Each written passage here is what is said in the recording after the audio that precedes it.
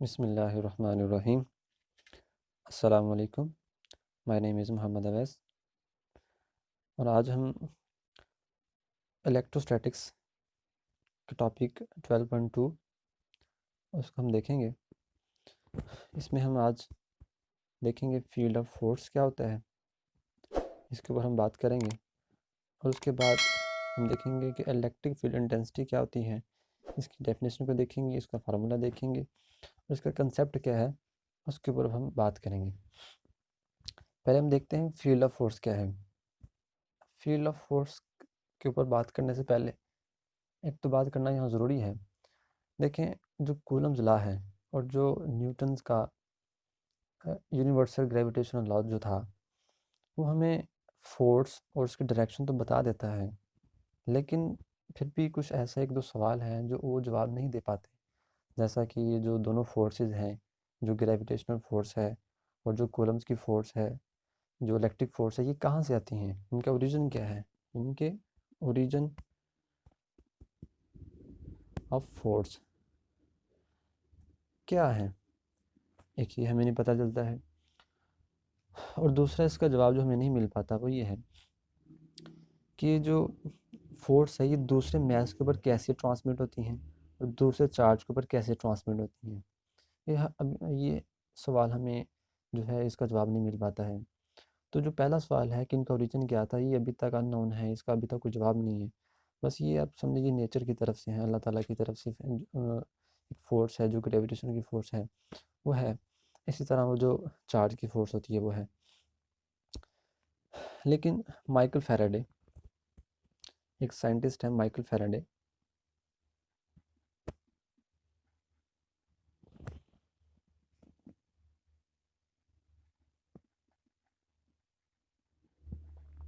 Michael Faraday ने एक theory दी थी।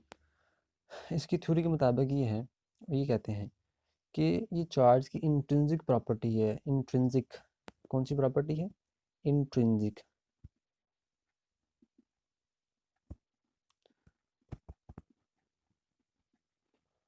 यानी चार्ज की इंट्रिंसिक प्रॉपर्टी है कि वो अपने गिर्द एक ऐसी स्पेस रखता है, एक ऐसा इलेक्ट्रिक फील्ड रखता है जिसके अंदर वो दूसरे चार्ज के ऊपर फोर्स लगाता है। इसको माइकल फैराडे ने इलेक्ट्रिक फील्ड का नाम दिया। उसने कहा ये उसकी इंट्रिंसिक प्रॉपर्टी है। इंट्रिंसिक प्रॉपर्टी मतलब उसकी मादी हकीकत है चार्ज की, ठीक है ना।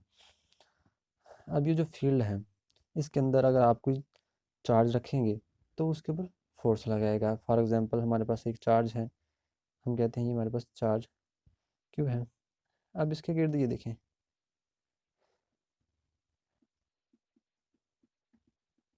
ये इसका जो मैं डॉट्स बना रहा हूँ ये क्या है, इसका फील्ड है। इसके गिर्द इसने अपने गिर्द एक फील्ड बना रखा है।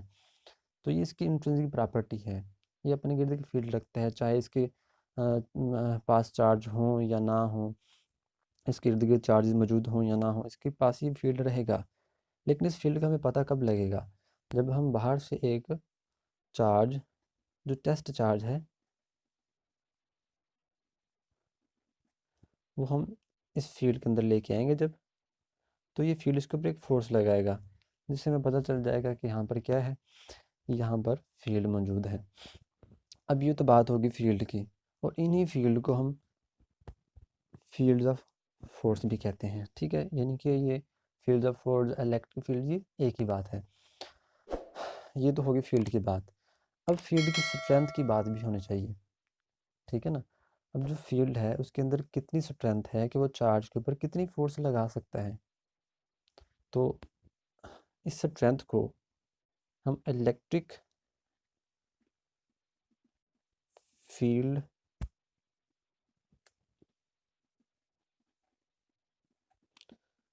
स्ट्रेंथ, या फिर हम इसे इलेक्ट्रिक फील्ड इंटेंसिटी का नाम भी देते हैं।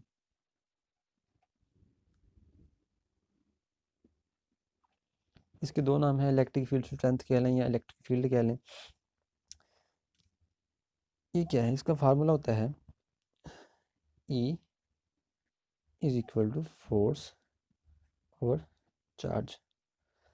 अब हमने ये चार्ज जो है Q ये रखा है, इसके इर्द फील्ड है, हमने फील्ड के पास एक टेस्ट चार्ज क्यू लेके आए, क्यू नॉट लेके आए, इस चार्ज ने इसके ऊपर फोर्स लगाई इस फील्ड की वजह से, तो कितनी फोर्स लगाएगा, किस स्ट्रेंथ से लगाएगा, वो हमें इलेक्ट्रिक फील्ड इंटेंसिटी बताती हैं। यानी जो फोर्स चार्ज क्यू नॉट पर लग रही है वो क्या है, इलेक्ट्रिक फील्ड इंटेंसिटी है। इसकी जो सिंपल फिर डेफिनेशन जो बन जाती है वो ये है,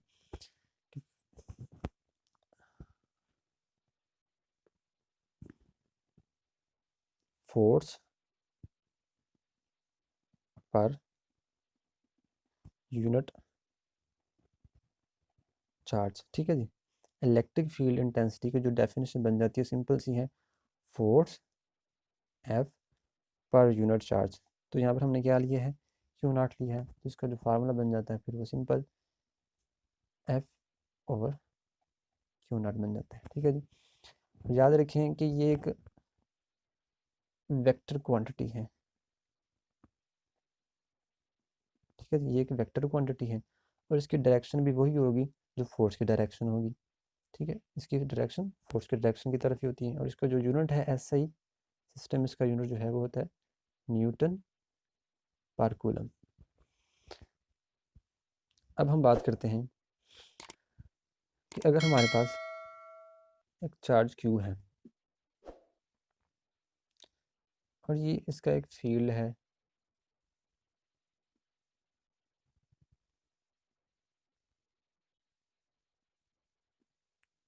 हम यहाँ पर एक पॉइंट पी ले लेते हैं, यहाँ पर हम एक चार्ज क्यू नॉट ले लेते हैं, हम चेक करना चाहते हैं कि इस पॉइंट पी के ऊपर इस चार्ज के फील्ड की वजह से इलेक्ट्रिक इंटेंसिटी क्या होगी, हम वो चेक करना चाहते हैं।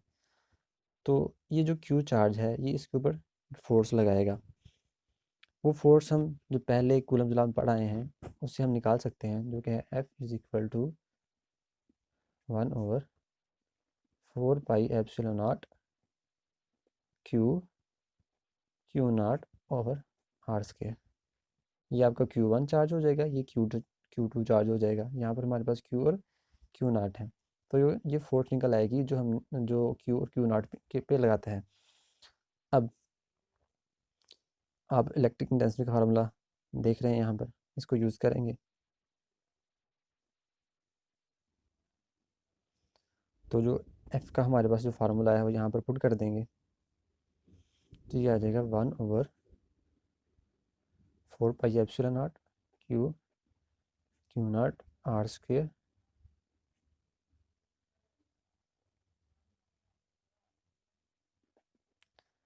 ठीक है जी, ये क्यू नॉट से कैंसिल हो जाएगा, यहाँ पर आ जाएगा 1/4πε0 क्यू ओवर आर स्क्वायर।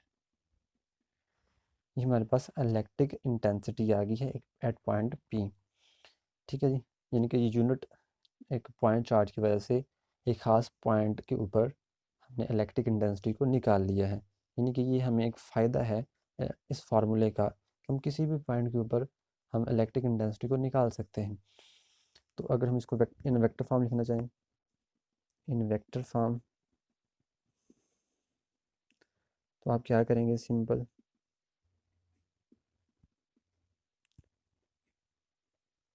इसका यूनिट वेक्टर भी साथ रख देंगे।